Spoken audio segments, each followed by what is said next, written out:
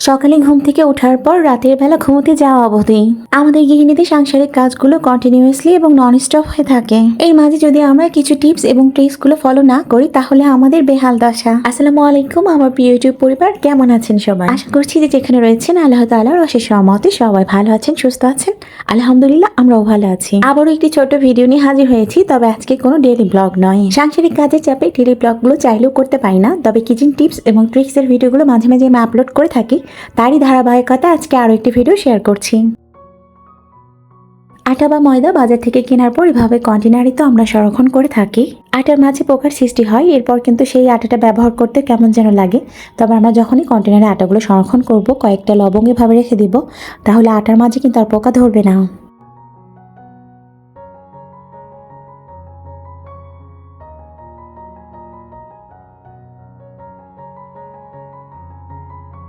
কাজু বাদাম, কাঠবাদাম অথবা চীনা বাদাম, বাদামগুলো কন্টেনারে বেশি দিন যাবত থাকলে পোকা ধরে যায়। সেক্ষেত্রে আমরা একটা কাজ করতে পারি, বাদামগুলো সংরক্ষণের পূর্বে একটু তাওয়াতে হালকাভাবে একটু ভেজে নেব, এরপর ঠান্ডা করে কন্টেনারে সংরক্ষণ করব।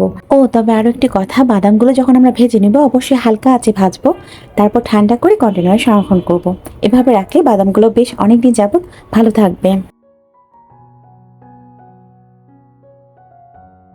রান্নাবান্না করার ক্ষেত্রে ঢেঁড়স ভাজি আমরা কম বেশি সবাই করে থাকি, তবে ঢেঁড়স তো এক ধরনের স্লিপারি সবজি। এছাড়া একটা একটা করে ঢেঁড়স কাটতে গিয়ে সময়েরও কিন্তু বেশ অপচয় হয়ে থাকে।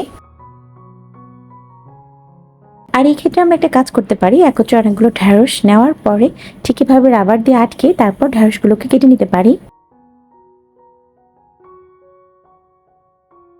এর ফলে যেমনটা সাংসারিক কাজ করতে গিয়ে সময়ের অপচয় রোধ হবে, তাছাড়া অল্প সময়ে একত্রে আমরা কাটাকাটির কাজটিও সেরে নিতে পারবো।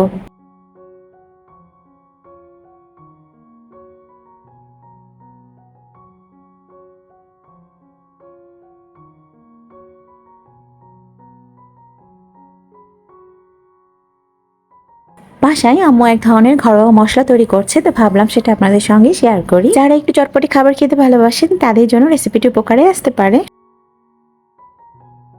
প্রথমে আম্মু ছোট জিরা, যেটা আমরা সাধারণত নর্মালি রীতিমতো রান্নার কাজে ব্যবহার করে থাকি, সেই জিরাটিকে ভেজে নিয়েছে। এরপর একটু বড় সাইজের জিরা, যেটা মিষ্টি জিরা নামও হয়তো বা পরিচিতি রয়েছে, সেটাও একটু ভেজে নিয়েছে। তো এগুলোকে এখন একটু একত্রে ব্লেন্ডার করে নেবে।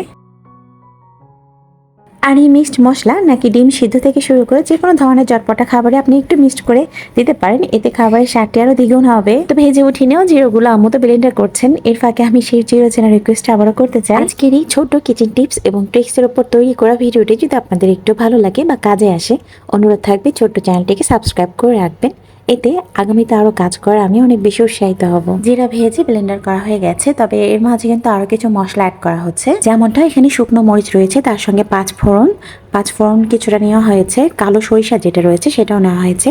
সবগুলো ভেজে নেওয়া হয়েছে, এবার ব্লেন্ডার করে মিক্সড করে নিব, তাহলে কিন্তু মশলাটা তৈরি হয়ে যাবে। মশলাটি তৈরি করা কিন্তু খুবই সহজ, আর এই সহজ রেসিপির মধ্য দিয়ে আজকের ভিডিওটি এখানেই সমাপ্ত করছি। ভিডিওটির মধ্য দিয়ে যদি একটু আপনারা উপকৃত হন তবে আমি বেশ ভাবে খুশি হব।